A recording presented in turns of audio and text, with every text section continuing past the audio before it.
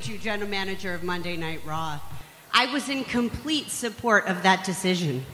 And I think you've been doing a hell of a job. Hasn't he been doing a hell of a job? I mean, even with the whole illegitimate son turned WWE superstar, the virus that seems to be plaguing our roster, and Braun Strowman being compacted in the back of a garbage truck, you've handled it all in stride. I mean, truly, you have, Kurt, and you've never let him see you sweat. You've led by example, including joining the Shield at TLC. And you've earned my respect. That is until you allowed my brother Shane to put Raw under siege. It takes 20 years to build a reputation, Kurt, and only 20 seconds to lose it. Steph, I know you're upset. We're all upset. We're all upset. Kurt, I don't want to hear your pathetic excuses. There is no excuse for what happened last week. Now, my brother, everybody thinks Shane is such a great guy, right? You did. But the truth is, Shane is shallow, he's conniving, and he is manipulative. Now, Shane lost his match at Hell in the Cell, despite great effort jumping off of the top of the cell to save his family, to defend his family's honor, but he couldn't do it. He couldn't get the job done. So what does he do? What he always does. He comes and picks on me. He's going to pick on my show, because if he can belittle Monday Night Raw, then somehow that makes him bigger. Somehow that makes him a winner. Nice guy, huh? This is the same guy who exploited your friendship and exposed your kindness as weakness. The same guy who came down through the crowd and embarrassed and humiliated you and every single superstar standing on that stage. And who let that happen? There's only one person, and that is you. You say you built your career on 3 I's: intensity, integrity, and intelligence. Well, maybe I should add a fourth, Kurt: incompetence. Listen, Steph, but I'm going to give you a chance to make it up to me, Kurt. You still got it? Well, you're going to have a chance to prove it, because you are going to be the team captain of Monday Night Raw at Survivor Series. We had a whole lot of superstars on this stage here tonight. But I want y'all to know one thing. This is my house. And when I say who's word attack skills and vocabulary too. Comprehension of this edition is all brand new. You're through. I'm interplanetary and like Doctor Who. So who? Fuck your beef, no relief. I step on stage, girls scream like I'm Keith. What's up, everybody? It is Raid Time Pro Wrestling. Keith and Keisha are at it again. Keisha, say what's up to everybody. Hello, everyone. I'm a little stockier today. Today has been absolutely ridiculous, but it has been okay for the most part. So I know that's a big mix of stuff, but you know, it is what it is. I can honestly say that. You know, whatever. That was a long introduction. Yeah, I need to get my life together. We are here to talk about the wonderful week that it was in wrestling. Today, we have titled this show Wrestling Human Resources. Why? Because wrestling has done a lot of moving and shaking. A lot of people have been released. A lot of people have asked for their release. So we're going to delve into this topic very deeply today, somewhere around the news in between segments. But we're going to talk about everything inside the lines. Coming up this weekend, New Japan Pro Wrestling is going to have the aerial power struggle event. Power struggle is anchored by 2 big matches every year. The main event is always the IWGP Intercontinental Championship match. And this year, the semi-main event will be the newly created United States title match. And also, one of the main courses for this event is usually the Super Junior tag team final. So, in the notes, I've laid out like a complete match list. I'm not going to go down that complete match list because, as of all New Japan big events. They are kind of long. We will probably save like a big preview for like Wrestle Kingdom when that comes down in January. But for right now, which everything is built until Wrestle Kingdom. So I love how they build up to this event, right? Like they build out from the G1, which is basically the setup, all the way till January. I would love WWE to have a kind of long range idea of where they're going. But as we're going to talk about later on today, they always in the flux of moving and shaking, and it's just a different world now. All right. I think I like New Japan because it gives me a semblance of the wrestling I grew up with in the sense of how things are done, how title changes are managed, how talent is booked. It reminds me of what I feel like wrestling should be. Now, I'm not telling you that I have the holy grail to how wrestling should be, that I have all the answers, that I even completely understand everything. I'm just telling you, based on the understanding I've came to acquire, this is how I think it's supposed to work. So, New Japan to me is the best embodiment of that. But like I said, let me go through the match list and go down some stuff. So the Super Junior Tag Team Tournament Finals will feature Roppongi 3K versus Super 69. Super 69 is anchored by ACH. Now don't get me wrong, Ryusuke Taguchi. Now this is I butcher some of these Japanese names. Y'all gotta forgive me, but ACH is clearly the star. I mean, a generally reserved Japanese crowd chants his name crazy, which Kishi gotta love the Japanese crowd because they don't move a lot for anything, right? Like where our crowds are like overly vocal. I don't say overly vocal, but they love to participate, right? Verbally. Right. The Japanese crowd, man, they just sit there, just chill. And then it's like, man, if you get a good hand clap out of them, oh, you did it.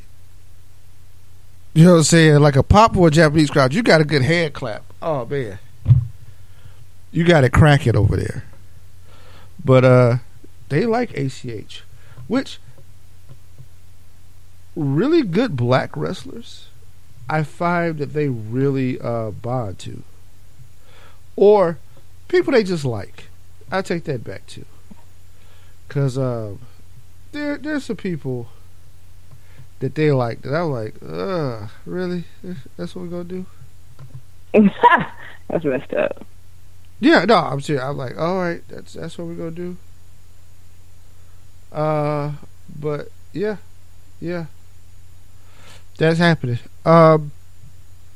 Also, a big 10-man tag which features the Chaos Crew, which is Guido, Goto, PWI 500 #1 guy Kushida Okada, the champ himself, Ishii and Yoshi-Hashi. Now, I want to point out that with Okada being the #1 guy on the PWI 500. Now, for those who don't know, PWI is Pro Wrestling Illustrated. The PWI 500 to me is like a big deal. They're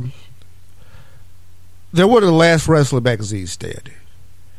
And they're on all the shelves. They are still the ones that, for us who grew up in the magazine era, because Keith, what you understand, I'm gonna give you some history, give you some time a little bit. When you was a young whippersnapper, riding around in the in the stroller and stuff.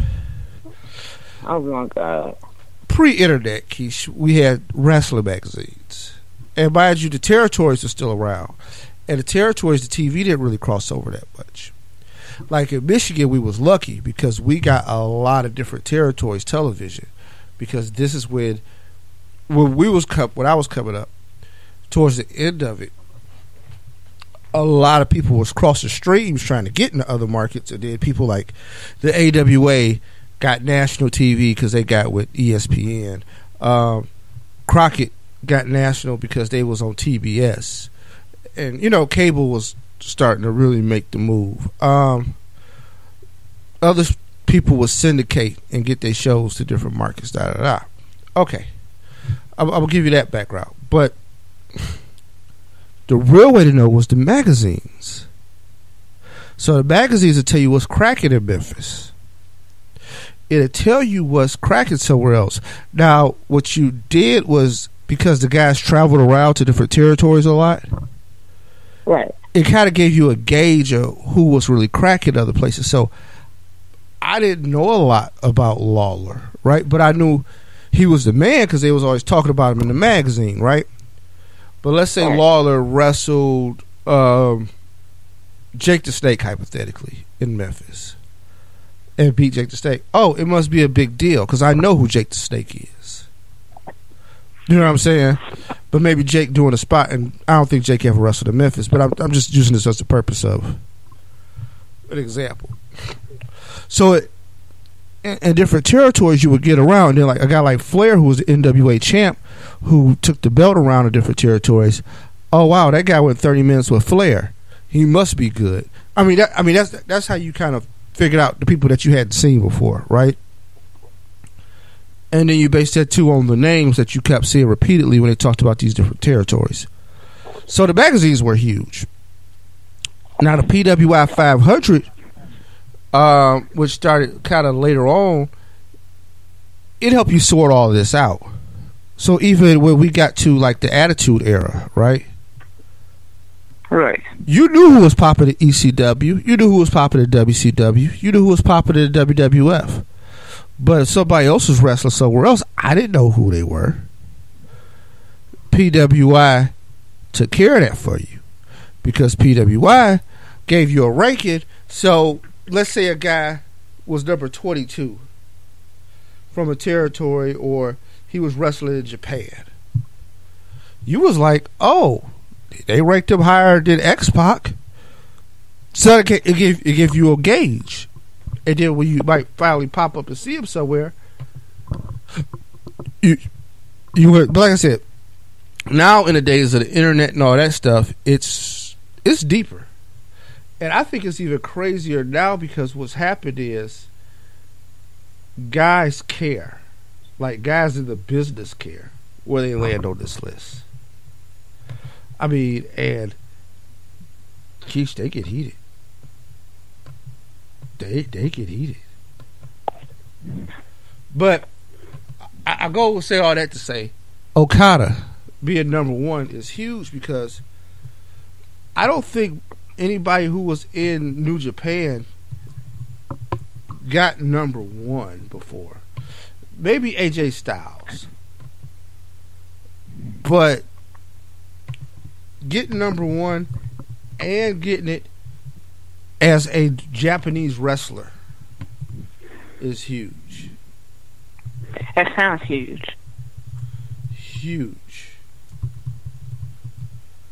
So, yeah. So, shout out to Okada. But, yeah. So, the 10-man tag was with him and his crew Chaos. They're taking on Los Ignobles. I can't even say the name. It's a Spanish name. Got some people. There's gonna be because it's some people from CMLL. One thing I like about the New Japan big events, they bring together huge companies and rosters, right? So New Japan is wrestling. Now they always got somebody from CMLL because they got a working agreement with CMLL, which is like the biggest promotion in Mexico. I started watching a little bit of CMLL because I find out when it comes on, or like the local Mexican channels that we have. It's kind of hard to follow because I don't speak any Spanish, but which is funny because I don't speak any Japanese, but the Japanese shows that come on, I can follow. And they have Ring of Honor, so they with that working agreement, they really are able to put together some really cool shows. This team here is Bushi, Evil, Takahashi, Sonata, who you might remember from sometimes the Impact Wrestling, and Naito, who will probably be taking on Okada at Wrestle Kingdom because he won the G1. So they're not going to wrestle each other directly, but they'll be on opposite teams. In a 10-man tag, that works. Will Ospreay, who is probably one of the most exciting wrestlers you're going to see out there today, will take on the Bullet Club's Marty Scurll for the IWGP Junior Heavyweight Championship.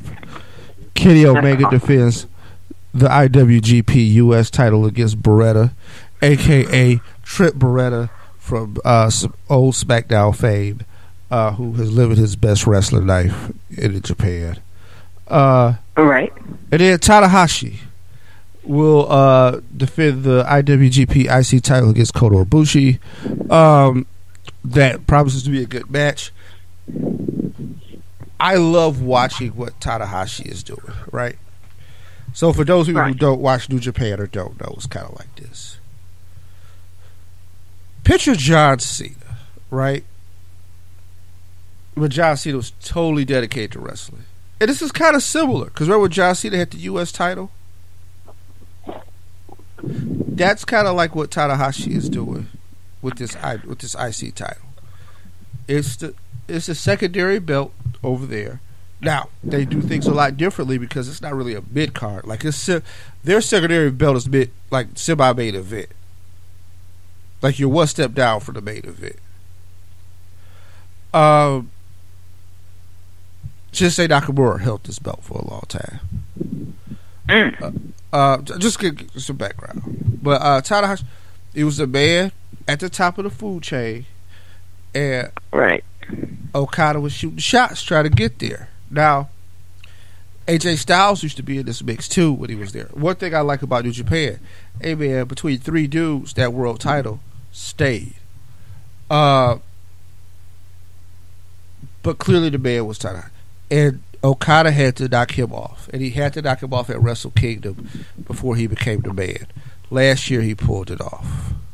Well, actually not last year, the year before last. Last year, Okada had to stand and hold the throne after finally, after doing the do. So, what does the guy do when he's lost the throne? He still want to wrestle. He still got some years left. Now he's holding it down, and he is helping some younger guys along and really add some prestige to that second belt. So that's why I like this. I think it's going to be an interesting show. For those of you who have Fire Sticks, sign up for New Japan World. Get your ass up. It's going to be Sunday morning. Now, Keish, we got an interesting thing. Daylight Savings Time kicks in this week. Mm-hmm. So, getting up at like 5:30 in the morning on Sunday is going to be even a little more crazy because it's kind of an hour. It's an hour you're not going to have. So, if you want to watch it, I would say get your butt in bed on Saturday night. But it might be some college football that might prevent you from doing that because, I mean, who knows? When 8 o'clock games get good, Keisha, you're going to have to stay up. Right. Just how I roll. Which, Keisha, you're a Georgia Southern fan. I sure am. How annoying is it that Georgia is number one? Is it really annoying for you guys right now? Let me tell you something. Let me tell you something about me. Okay. Because you don't work in the office or war. Because I know at the office it would have been nuts. See, here's the thing, right? Most of the people that I knew that went to Georgia Southern with me were Georgia fans. And they loved the Bulldogs and whatever, right? I have never been a Georgia fan. I've never been a fan of UGA. So for me to see them at number one is like who let this happen? Especially because Georgia Southern's doing so horrible this year. Oh yeah, like, y'all haven't won a game yet, have y'all? Oh, we've just fired our coach. So let's really get to the gist of what's going on with Georgia Southern. Like, they haven't won a game. We just fired the head coach. Like, we was like, look, you're honestly fucking up and you're doing too much and we can't deal. So you gotta go. And meanwhile, Georgia's number one. Georgia is number one. I'm done. Like, I'm so done. No, I'm see, like, really? Because I know you, I always thought Georgia Southern people couldn't stand like it. I didn't know Georgia Southern was just like Georgia State. Because at Georgia State, nobody has any pride. Like, I gonna say nobody has any pride. It's like this. Everybody at Georgia State might as well went to Georgia because they can't wait to watch Georgia on Saturday. I'm like, y'all know there's a football team at this school, right? But that just. But see, that's the difference. Georgia Southern, us Eagles love Georgia Southern, like football, right? So they'll pack out Paulson Stadium and they'll like go nuts for the team. But Georgia was also a very popular team at the school. So like I found a lot of Georgia fans at Georgia Southern, but there was Georgia Southern fans too. You know, I've met people that go into the state and they couldn't stand, I wouldn't say they couldn't stand a football team, but they wasn't really for it. But when you start talking about UGA, they're like, yeah, because the Bulldogs, man. Like, I'm looking at them like, are you serious? Yeah. Like, don't y'all got your own football team? Like, what is really going on? Never. So nobody cares. Everybody going up to Athens on the weekend. I'm telling you. But I digress. Kind of like sports, we'll have the Georgia football weekend preview out later on today. Just a little plug for our sister property. Podcast coming soon, I think. I don't know. I keep saying it's coming soon. Keisha, shit. It's hard enough for me to get up and do this one. Yeah, you'll find the time. Yeah. Trust me. I'm pretty sure you make it happen. You'll find the time. Yeah. It'll happen.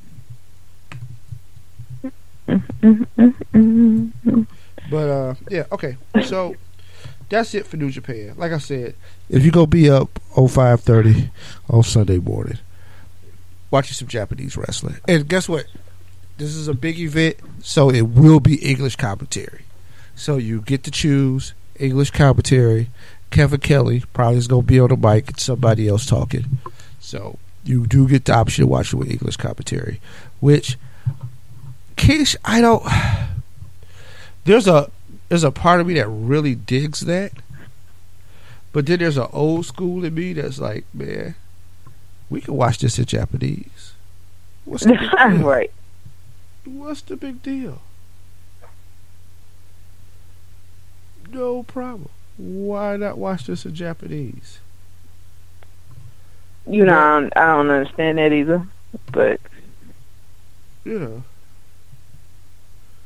it happens. But I'm looking at some of our numbers on Stitcher and I don't understand any of it. All right, but that being said, all right. So Raw. Let's go to Raw. I opened up the show with the promo. Stephanie McMahon is back.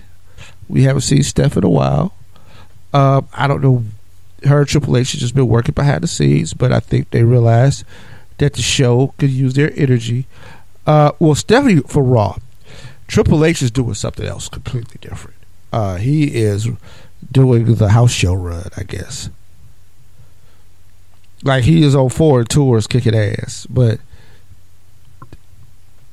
And I think this is an interesting thing for the business, and we'll get into that later. But Keish, how energized were you to see Stephanie back? Because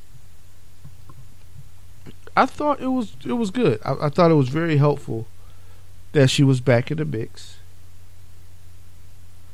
and was back for for everybody to talk. And, I just thought it was good to see Stephanie. And I think she adds some spice to this whole Raw versus SmackDown thing. Because her and her brother's relationship is a lot less acrimoniously than ours, I would say. That fair enough.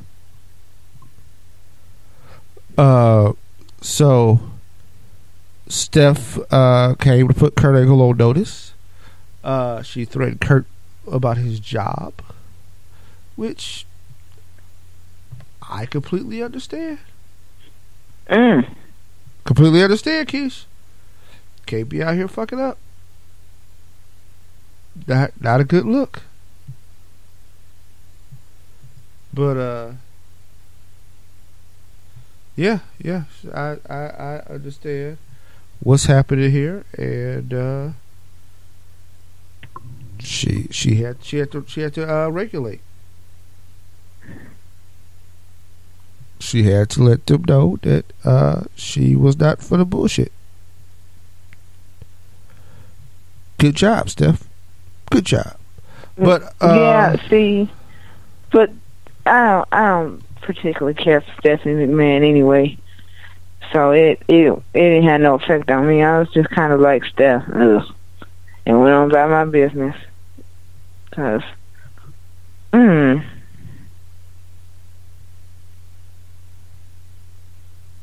well, she's back, and I'm going to go down what happened on Raw. Another huge return for Raw. Nia Jax came back home. She defeated Bayley. She will be the first member of the Raw women's team. Keith, with Nia on the team, do you give SmackDown a chance? I mean, if I'm a woman, I'm good. Like, but if you do, then you would want to. I think the captain is the weak link of the team. But if I got Nia on a team with Sasha and Bayley, because you gotta have both of them, and Asuka. I got Asuka and Nia. Who won it? Like, we ain't even gotta talk about wrestling. We can say real life. I got Asuka and Nia. You don't get me wrong. I think SmackDown has probably the best all-around team. Charlotte, Naomi, Tamina. Like, they got some people who can go. Becky Lynch. But I got Nia Jax and Asuka. Right. Asuka's gonna kill you. Like, this is what's gonna go down, right? Right. So, because this is not just a saying. This is not a drill. I think the Alexa Natty matchup will also be interesting too.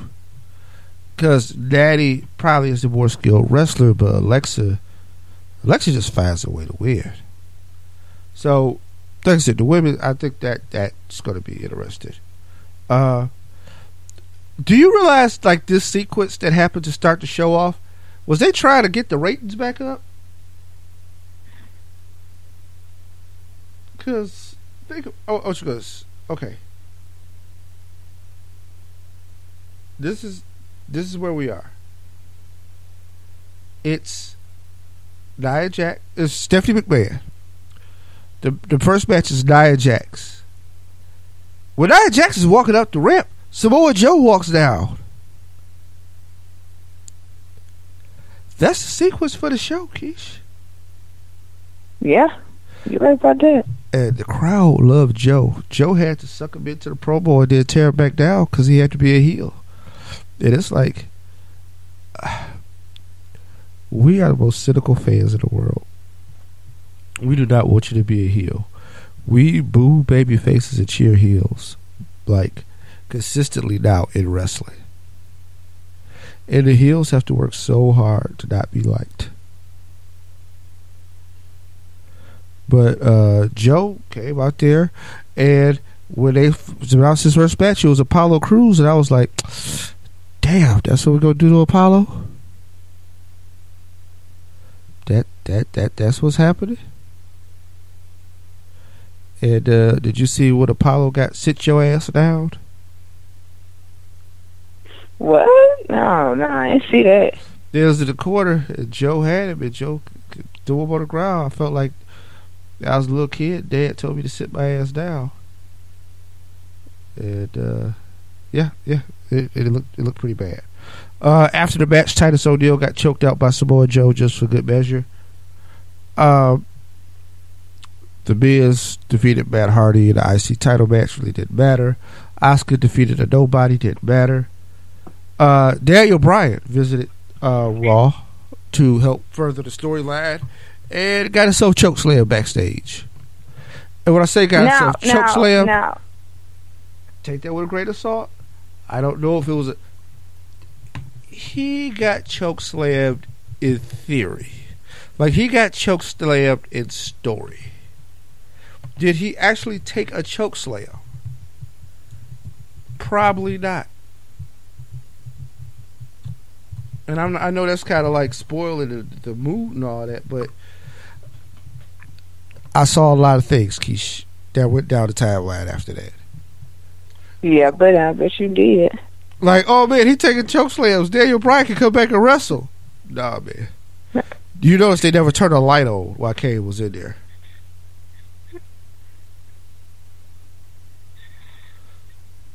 Like, it's kind of a thing. They didn't turn a light on at all while he was in there. Like, he did that in the dark.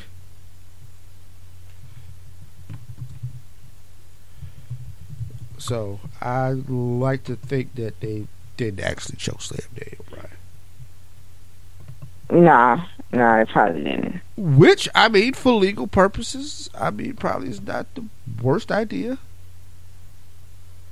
Don't chokeslam a guy who might have a concussion. Probably not the move to make. Right. But no, that doesn't seem smart. Mm-mm. But yeah, that happened. But so we have more tension in the story. Finn Balor defeats Cesaro in a 1-on match, and then Kane tombstones Finn on his way out the ramp. A lot of guys crossing over guys after they match. That leads to Kane defeating Seth Rollins. Kane is on a hell of a monster run, Keish. Since he's been back, he done beat Finn Balor and Seth Rollins cleanly. Well, Seth, it was a little bit of shenanigans with Cesaro and Sheamus, who then, after the match, caused Seth and Dean to get beat down. Kind of looking like little kids, kind of not looking like tag, but I get it. Like, they were tough, and it was 302, and, stuff happens, right? Right. Roman still ain't back, so, it's kind of tough. And they try to figure it out. And, like I said, Kane is on this monster run, which I'm assuming this is all setting up for him to go to Braun Strowman, right? Because that's what the fallout from TLC. So, I think they're trying to make us believe that, hey, if Kane has a match with Strowman, then it has to be believable, I guess. And it has to give some sort of mystery. So, we saw Kane kind of jack him up a little bit, the monster among men. Because Braun's, I'll say this, Braun is kind of like how Kane was in 97, 98, 99.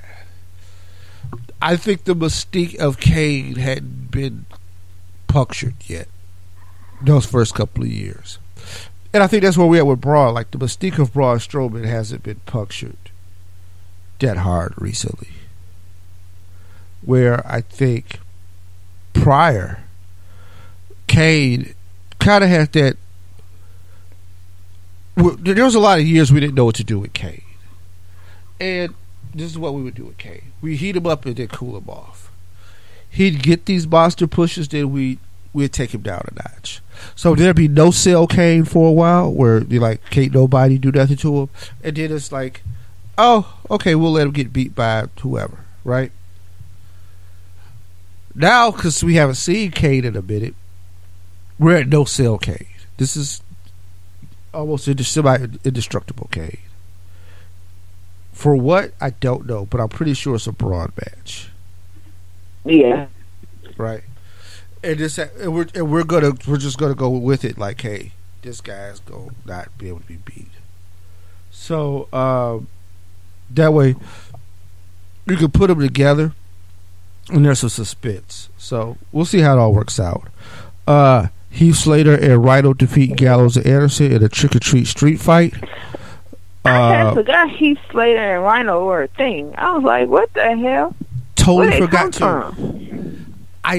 The first time I seen them was earlier that night when they was the whole roster came out to the stage, and I was like, oh, okay, yeah, they on Raw. Okay, cool. Like, hey, totally oblivious to me. Like you said, forgot they were a thing. Also, I'm gonna note that when Daniel Bryan showed up on Raw and Kurt Angle had the walkie-talkie, I got visions of Lean on Me when Joe Clark was like, the fire department here, lock the doors. Got a cold red. Okay, anyway. Y'all should watch Lean on Me. It is the most unintentionally funny movie that you will ever watch. Yeah, I'm sure it is. I'm sure it is. Keish, there are some movies that let me know that I may be slightly a terrible person, because I don't think you're supposed to laugh at some of these parts. You ain't supposed to laugh when that dude flipped that desk over in his office. You're supposed to be scared. No. And I'm like, that is hilarious. No, Keith, that is not funny. Okay.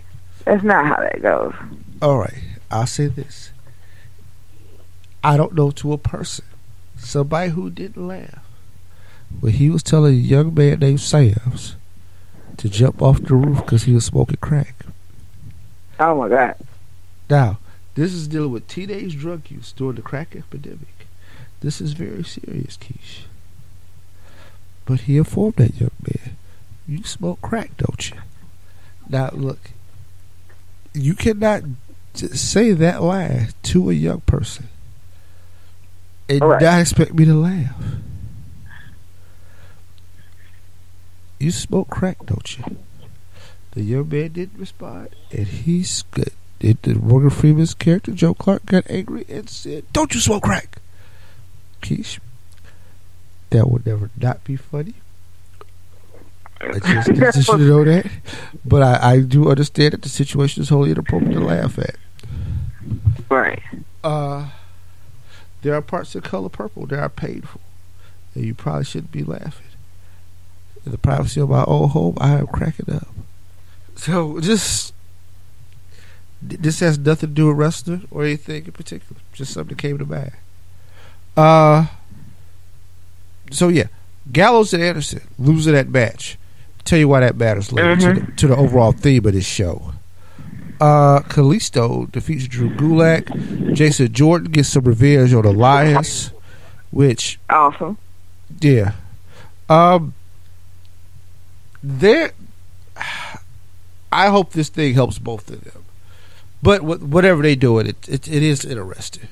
Alexa Bliss defeated Mickie James in the main event to retain the Raw Women's title. And Braun Strowman returned after having last Monday off. He did escape the trash compactor, apparently, which I thought he was going to escape at the pay-per-view. They threw him in the truck. I'm like, this dude go tear up a garbage truck. Because that's the guy he's been lately, right? I'm like, this dude go tear up a garbage truck. And it's awful. Yeah. But he made it work. And he's back. The garbage truck stopped the Miz. And they destroyed the Miz to Raj. More particularly Curtis Axel. But yeah, the Miz crew got beat up and beat up bad. Right. How long will he be busy with the Miz? I don't know. But I expect Braun to attack Sheamus and Cesaro at some point, and then I expect it all to lead up to Kane. So, we'll see how it works out. He is on Team Raw. How is this? Because Team Raw has to show approve during Survivor Series. But with that, Keish, time for the break. Yeah. We'll be back. Uh-huh. And, stuff like that. Yes. Khosrow Vasari, Sheikh Kalahani, the Iron Sheik. Have you ever heard the expression, man speak with forked tongue? You know, Jin Min, you're an intelligent American. You've been in the library. You read about a lot of different countries, a lot of different athletic. I just want to ask you a very simple question. I don't care you're Jew American or I don't care you're all American boy, but I'd like to ask you a very simple question. Sure, go right Can ahead. you tell me Barry Vandom and Mac Rotondo what kind of Pan-American band, what Olympic band, what the AAU band, what international compete they had? Can you tell me anyone? Well, I would have to go back to the library to check that out and go back to the record. What do you mean you have to go to the library? You want to tell me, are you dumb? Are you a fool? Mac Rotondo, Barry Vandom, every intelligent American know, just like my manager, Mr. Blassie, said, referee, that Uncle Rufus was your cousin or whatever. That's because you're cheating us. No, you don't believe the Mr. Blassie, you don't believe the Nikola Volkov. I'm sure you believe Mac Rotondo, you believe Barry Vandom. For sure you're another all-American Jew man. Well, thank you very much. Very good. Thank you, gentlemen. Now, that promo ends kind of weird, right? So, Shiki is mad, and then I don't know where I recorded that, Keish, because it has all kinds of music spliced in. Because then I think Beverly Hills Cop theme music shows up, and then I hear Thriller, and I'm like, oh wow! All I know is the '80s showed up. That's all I can tell for that promo. But Iron Sheik was mad. But anyway, with that being said, it's time for birthdays, Keish. Of course. Birthdays! I love the birthday segment. So, I'm going to talk about it. Because we're doing this show and realize, like, yo, man, we are at the end of the damn calendar. End of the calendar. But, okay, so it's November 2nd. So that meant yesterday. Well, I'll go back 2 days. Well, earlier this week, Edge's birthday. Edge's birthday was like Monday. So that was like a big deal. Right. Yesterday, the late, great Bobby Heenan would have turned 73. So, I'll throw that in there. Billy Gunn celebrated his birthday yesterday. Billy Gunn turned 54. You realize Billy Gunn was that old? But so that's that. But today, Keith, do you know the Queen Charmel celebrated a birthday? Charmel is 45.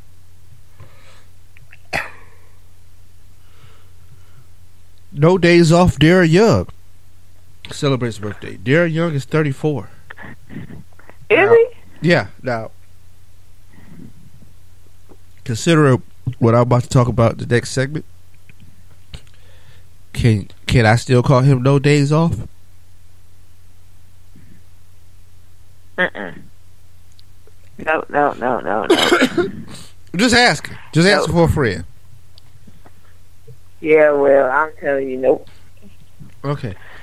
We are not doing that. This is not happening. Samir Singh of the Singh brothers turned 30 today. So him and his brother, I'm assuming, have different. I thought they was twins. I don't know why I thought they was twins. Maybe they were just brothers, or are just brothers. Okay, so that's that. Tomorrow, the legendary Dawn Marie be celebrating a birthday. She turns 47. Cameron, former fucking dactyl, also social media ditz, turns 30. Always good to say something bad about black people. Okay. Yeah. Graham Metalik turns 29 tomorrow. Andre Ciana Lamas turns 28 tomorrow. That dude turned 28? There gotta be a typo. Like, you saw NXT Wednesday. That dude don't look like nobody 28. Like 28 plus 10. I think people be lying about some of these records. But, so Keith, let's get into the news. There are a lot of things going on in the news today. Well, not even just the news today, but just in the week, right? So, I'm going to tell you about some people. And, to lighten the mood, I'm even going to bring you some petty news. Because when you talk about people being fired and all that, like, well, not being fired, released, because fired is a harsh term, right? Like, I don't think nobody got fired. Like, I don't even know if you can fire people no more. Like, legally. Like, you can say, like, your services are no longer needed, but you can't fire nobody.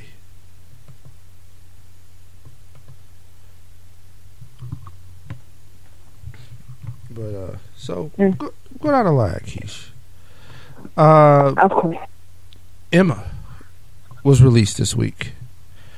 Well, I'll let you talk first before I ask a question about that. Which, the WWE put out a notice. First it was Emma, then they realized they released Darren Young, and they released Summer Rae, right? Now, at least Emma got a press release. Right. Right. Darren Young and Summer Rae, they just kind of threw them in. Didn't even show no pictures.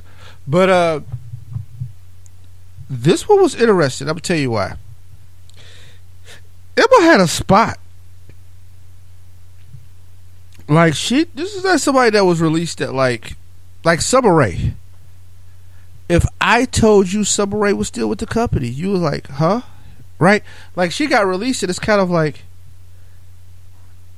oh, okay, cool. I thought that happened a long time ago, right? Because she hadn't been on TV in like 7 months. Right. Like, do you know where she was drafted in the brand extension? So, it's it was a lot of factors that went into trying to figure out what happened to her. You know what I'm saying? Right. And then she comes back. She done changed her music. She done changed her entrance. She done changed her attitude. Well, not really necessarily her attitude, but I mean, there was a lot of improvement. And then she just had like these two incredible matches, to me, incredible matches with Asuka. So I don't really understand, like, huh? Well, here's the thing. I don't know. Was it just not popping for them? Because here's the thing. This is what word on the street is. Creative didn't know that she was being released.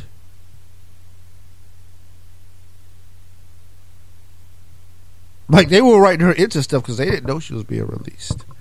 Like, that's how disjointed this whole process was. But, yeah, like, remember she had that big hype thing that went for, like, months? And it was going to be this new Emma. And then she showed up. And then left. And then came back like, no, I'm just old Emma. Forget that other stuff we talked about. Right. Like, yeah, remember Emmalina? That was the thing, right? Oh, that was horrible. Yeah, but it meant something. It meant she had a spot. Like, it meant she was going to be semi-important. Or, shit. Like, this just was like, whoa. Now, I want to tie all this in because it's a lot going down. Also, Leo Rush Young, up and coming, very promising talent that people dig and that people have talked about. He kind of decided to jump on the Twitter right before, like, it got released, and kind of before it was public knowledge. And that man got some heat from the locker room, from guys, who used to wrestle. Like, it was just bad. Yeah. And it's horrible. He almost got fired for what Meltzer say. Like, he apologized, after he sent the tweet and all that stuff. But hey, man, right? It was too late. That shit was already out there. And it was like, people was like, "Yo, this dude just been here 5 minutes." Like, that one thing about the professional wrestling business, like, they are huge on respect. And it is that's like a no-no. And he was way too new and not important enough to realize that probably wasn't the move to make. Right. You know what I mean? Like, Randy Orton, they can use it in the storyline, but Randy Orton got 12 years, and you know what I mean? Like, it's just different. But like, hey man, I don't even think you put on official NXT gear yet. You know what I mean? Like, he may have, but it's kind of like, we can let this go. But they stuck with the young man, and he'll learn from the experience. But I guess, do we got a big problem brewing? Here's the thing: Neville gone, right? Your word on the street was that a lot of wrestlers was reaching out to Cody Rhodes to find out how he got released and how he did his thing when he got released, right? Now, I would caution these wrestlers that y'all not Cody Rhodes, and there's like a special different set of circumstances for that whole thing. But Nia Jax stepped away for a while, had to take a leave of absence to figure out what she wanted, how it was going to go down, right? All right. Now, Nia's in a different situation too. When your cousin is Dwayne Johnson, you can pull some things that other people can't pull, and you got the opportunity to do some other things if this don't work out. Yeah, you do. But but at the same time, you can't do too much, because remember, you're not Dwayne Johnson, so you can't do too much. You can't cross that line habitually. Like, it has to be a point where none of that happens. Right. So. But yeah, it's going down. I even heard like rumors that Finn Balor was like not happy. You know what I mean? Dolph Ziggler cutting promos, like, that's kind of creepy. Like, this is, I'm just saying, like, this trouble could be a brewing. And okay, this is where I would stand on that. This is what I think. I think they have too much. There was a time they was just signing everybody, and we was all for it, right? Right.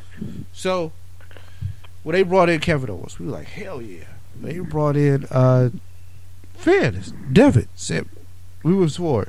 When they brought in Nakamura, we was for it. Samoa Joe, Bobby Roode, Keisha, at some point, how many top spots you got? Right. Right. And you know, as the weather's getting slower, everything's gonna slow down.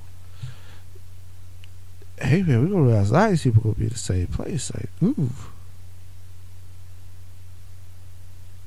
Right? But I don't know what's gonna happen. That's basically what I'm saying. And like I said, I think they brought in a lot of talent, but there only can be so many top guys. And then after so many top guys, only so many top tag teams. Gallison and Anderson. Do you know, and people notice everything these days, and I don't know if they did this on purpose or if they did this because they was doing something else, but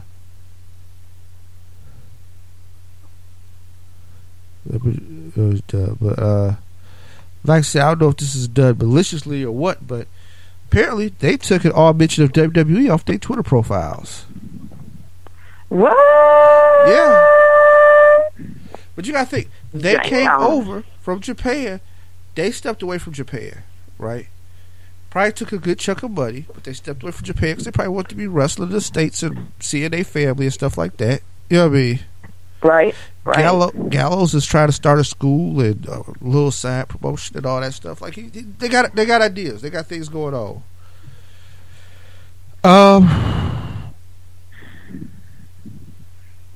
Probably don't always want to be just going up to Japan, right? Wow. Yeah. But on the flip side of that, there's a lot of guys who probably just like, man, we could go back to Japan. I think if the Finn Balor rumors are true, he knows he can go back and main event.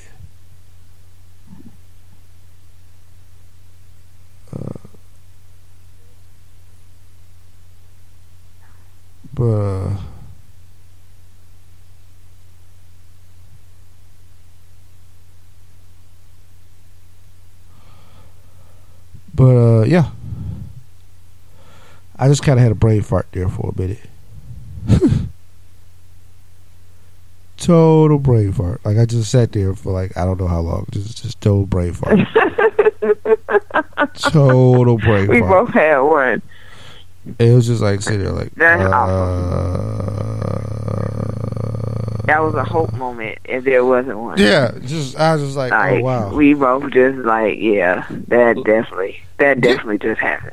And it was funny because it was like, you know how it is when you fall asleep during the show? Because, I don't know, we do this late, so one of us falls asleep.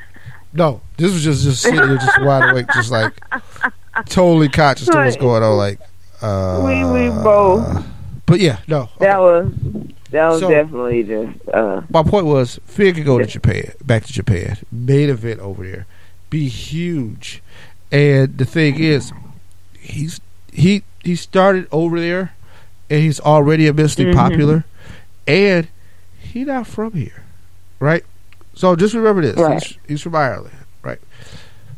Being a huge star in America probably is something that he'd want to try. He was the first Universal champ. They didn't know what to do after that, and I think Vince isn't going to trust a small guy for a while. Pretty much. After Finn got hurt, and then you go back to Daniel Bryan and stuff like that, I don't think Vince is going to trust a little guy right now. So Finn can make it crack over there in Japan. A match with Okada would be money. A match with Kenny Omega where maybe they fight for control of the Bullet Club or something. Like it just like you got a lot going on that you can make happen. Shinsuke Nakamura, wouldn't be surprised if he goes back in a year or two. Let's see.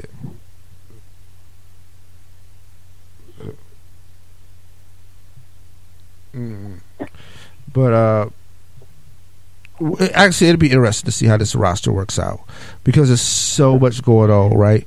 And they're like, let's look down at NXT. Sanity, Adam Cole crew, Keish, Drew McIntyre's back. What have you cared about Drew since he won the title? Right. Like he got jumped by Adam and his boys. It was like, all right, that's where we going with this. And it's like, yo, he just been kind of sitting off to nowhere. Right. He the champ. And that is not okay. That is not how you treat the champ. I'm just saying. Not even a little bit. I think it's interesting. I don't know what they got going on.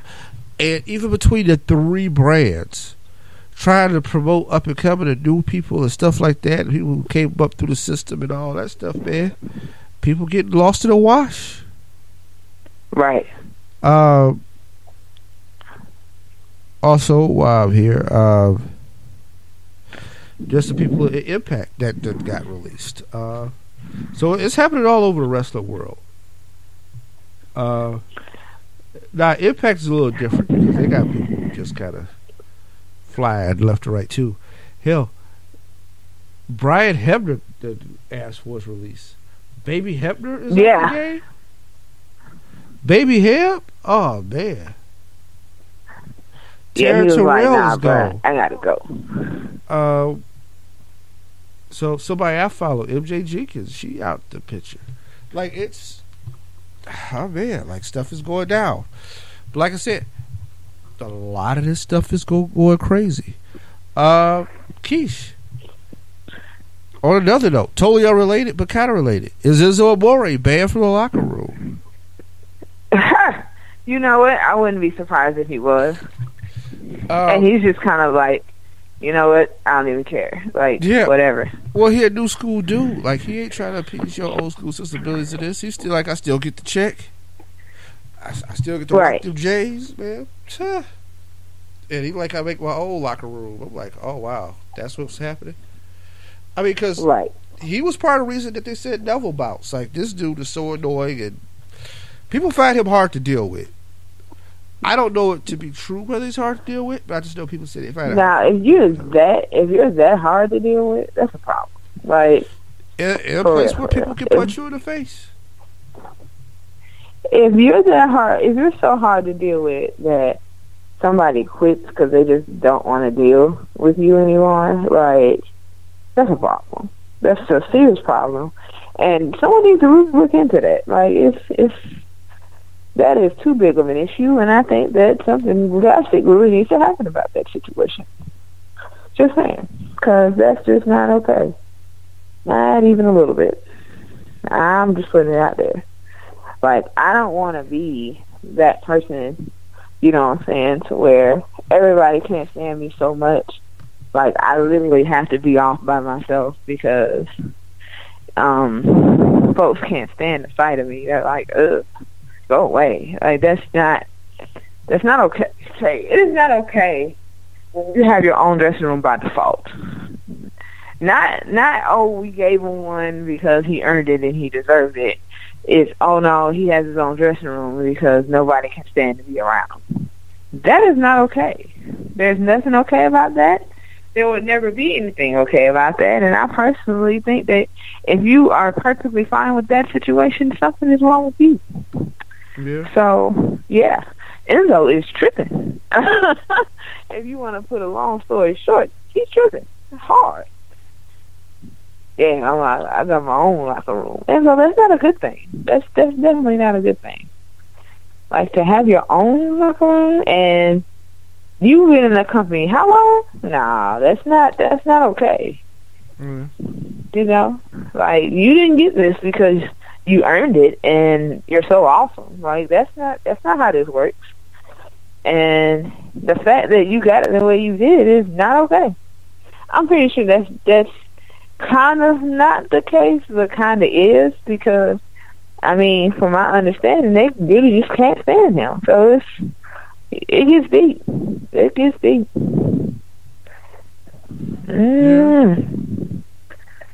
Yeah. There's only time to tell. Yeah. We talked about Triple H wrestling in South America and Europe. So, if you out there, you can catch Triple H. Hey, did you see the video of him, like, being a temporary member of the Shield? Yes, I did. I was just like, okay. I'm sorry. I was like, yeah, okay. Like, I understand that he got back in the ring and he's been wrestling and stuff, but that was a little over the top. I really needed him not to do that. Just saying. I'm just saying, like, there's reasons for that, but yeah, no, sir. You didn't need to do all that. You know what I'm saying? Being out there in the ring is enough in itself. So, yeah. So, yeah, that's happening. On a positive note for Impact Wrestling, Bound for Glory is sold out. Yeah. I've seen that. I was like, oh shit. Yeah. They're gonna have a show. Yeah, and it's sold out. So, shouts out to them. Good job. Right. Best of luck. With that being said, Keish, let's move to the smacking of the down. Let's talk about it. So, Shane McMahon opens up the show and announced that he will be the captain of Team SmackDown. He's on the team. Of course, Shane will with his egotistic ass. Like, yeah, after... I'm sorry, did that come out that fast? That did. I don't care. Like, that I meant what I said, and I said what I meant. Damn it. Like, what the hell? Ego so damn. His ego is huge. Like, because only an egotistical motherfucker would do some shit like that. Yeah. Here's the thing.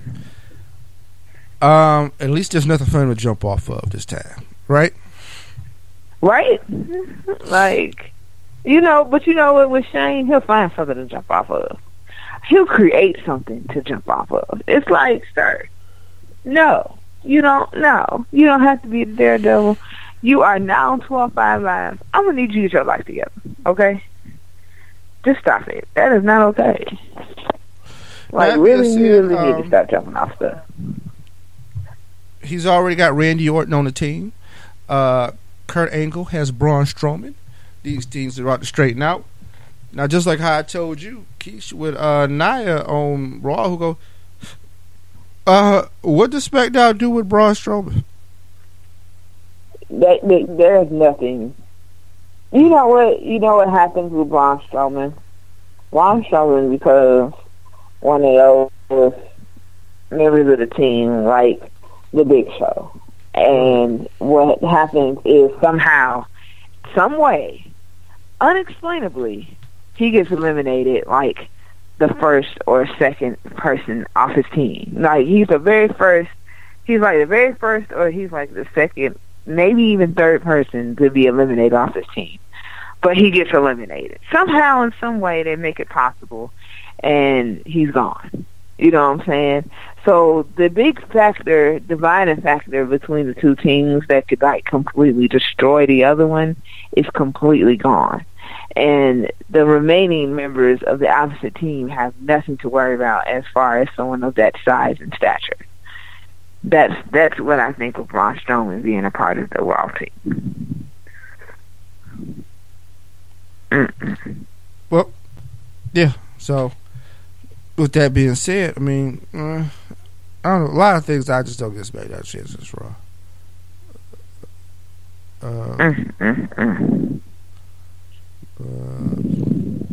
Yeah. So, Bobby Roode defeats Dolph Ziggler to get his spot on the team. Right. Awesome. How long are we gonna do this Bobby Roode as a babyface thing? I don't know. I really don't. I don't know.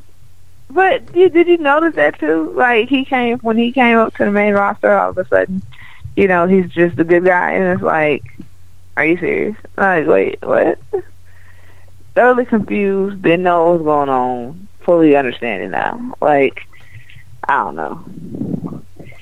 Yeah. But that's the random stuff you do with people like Bobby Roode. Like, it. Because regardless of if he's a heel or a face anyway, everybody's going to love him. They're still going to sing glorious as if he didn't just insult them 2 seconds ago. So, I mean, I don't think it really matters anyway. It's just a thought. No, it doesn't. You are correct. But, yeah, people still go cling on. The women's team has a talk on SmackDown. Natty got to poison some minds. Baron Corbin defeats Sin Cara via disqualification. Keisha, do you know Sin Cara got signed to a 3-year extension? Yes, I do. I'm not shocked by it, He's Sin Cara, so. I mean, it's not really a way to feel about that. It's just kind of like, yeah, okay, cool. That's awesome, Right.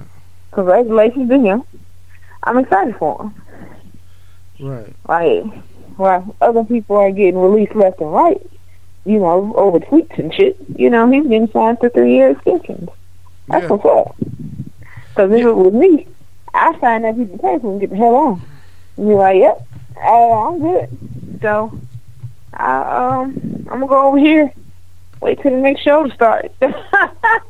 Like, because we were getting fired over stuff around here that I didn't know you could get fired for.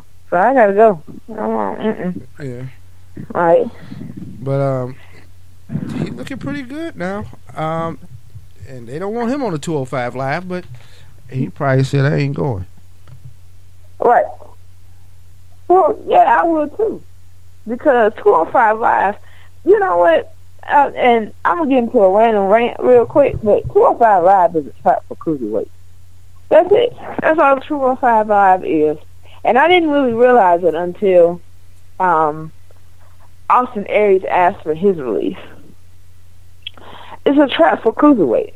I feel like what happened is they gave the cruiserweights their own show, and that's fine and everything. You know, I'm excited about that part, but if you're a cruiserweight and you end up competing on 205 Live and in the cruiserweight division, you don't wrestle nobody else. You don't really get into wrestling for other titles. You don't get into tag team wrestling with other tag teams. You don't do any of that. You wrestle other cruiserweights. So if you're not competing for the cruiserweight title, you're not competing for a title. You only have one belt to look forward to. You only have one type of opponent to face. But that's not how cruiserweights were once treated. Cruiserweights faced everybody just like everybody else faced everybody else. So it really didn't matter what size you were, you know. People like Rey Mysterio was world heavyweight champion. You gotta understand that if not all of the cruiserweights in this division are used to wrestling wrestlers that are bigger than them, that are not their size, and you just group them all together because they're all of the same weight class, and was like, oh yeah, well they're gonna face each other, and that's gonna be the end of it. So every week you have a variation of feud between different cruiserweights amongst themselves, and then you have these tag team matches and stuff. You have little factions going, and that's nice and everything. But at the same time, what are they fighting for? There's only one belt. If they're not fighting for that, they're just fighting.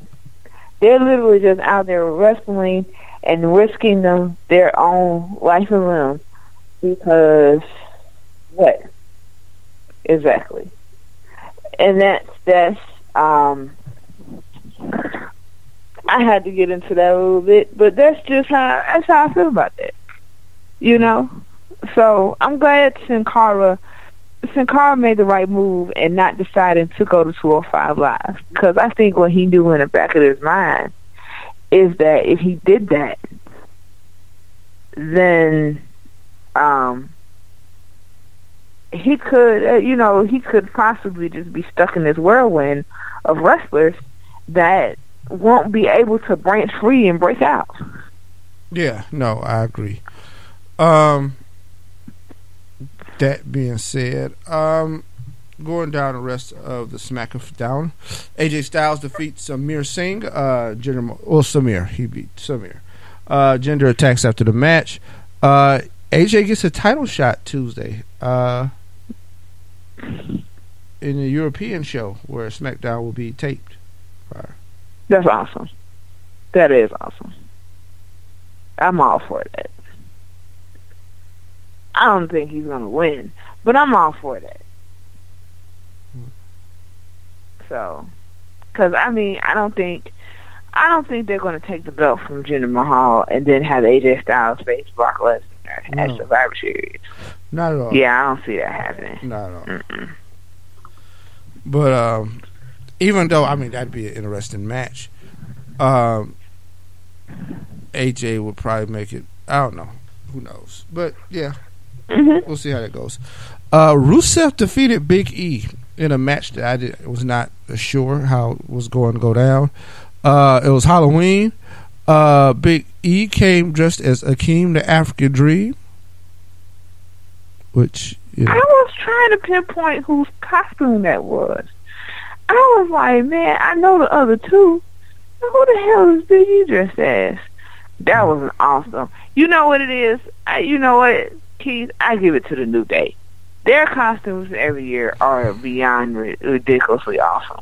Okay?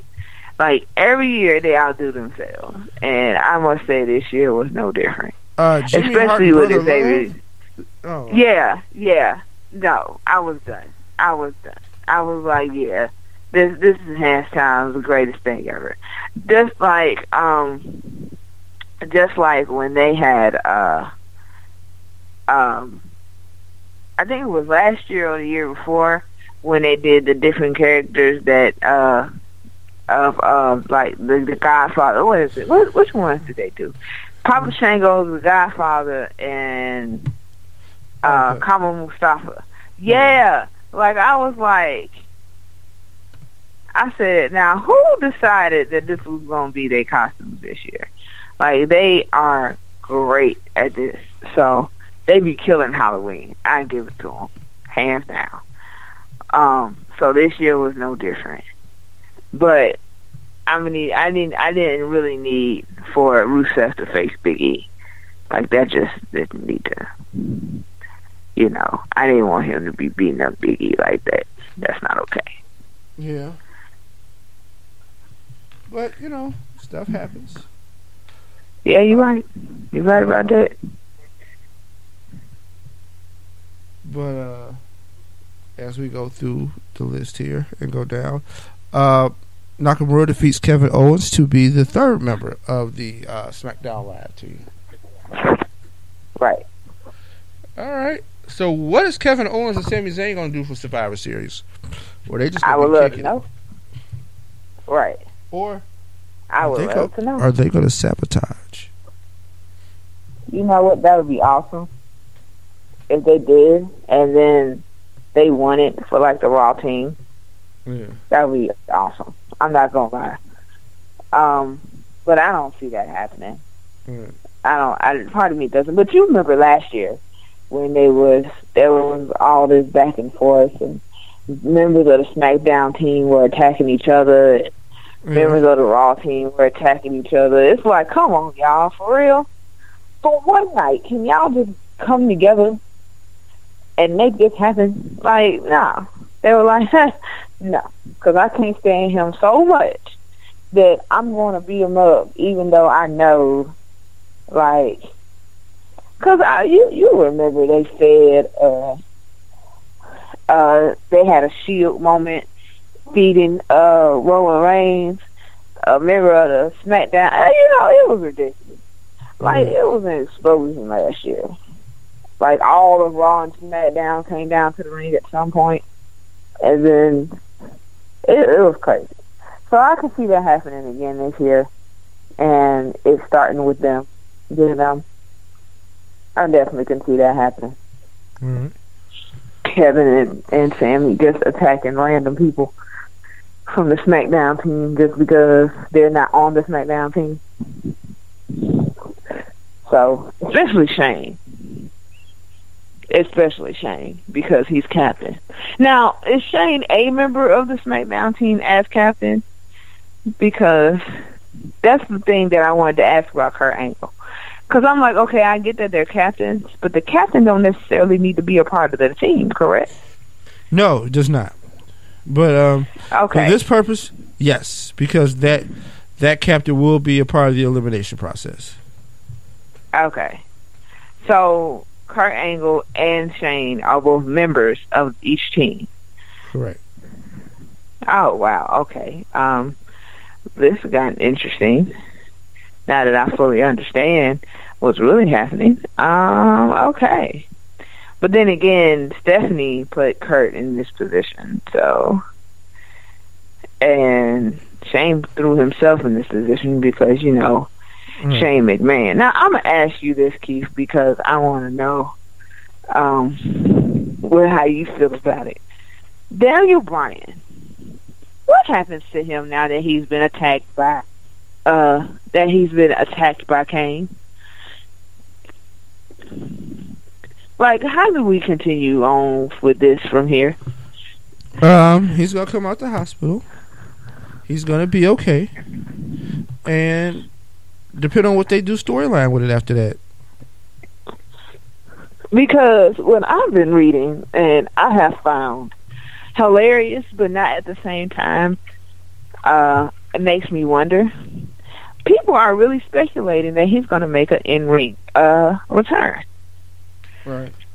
Like, they're really speculating that he's gearing up to get back into the ring. And this is how they're going to start it off.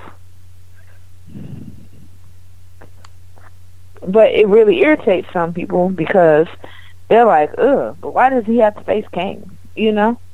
Yeah. So they're like, nah, I don't want to see that again. You know, and I understand that too. It's like he comes out of retirement and he gets back into a WWE ring and y'all have him face Kane as his first opponent. Come on, man. Do better. Which it sounds like that's what they were geared up for. Yeah, I don't know what to do with that. I heard the rumors too that Taker might be back soon. You know, his first order of business is Roman Reigns. Right. Yeah, man. So, oh, Keith, like, yeah. But I just want. Will Kurt Angle make Samoa Joe a member of the Raw team? Will this happen? Is it happening? Yeah, but with that, I think we're gonna wrap up this week's show. We will be back next week with a full-scale preview of the entire weekend. We have to preview NXT TakeOver, War Games. We will be previewing Survivor Series, and probably recapping some New Japan. So with that being said, Keish, we are out. Bye, everybody.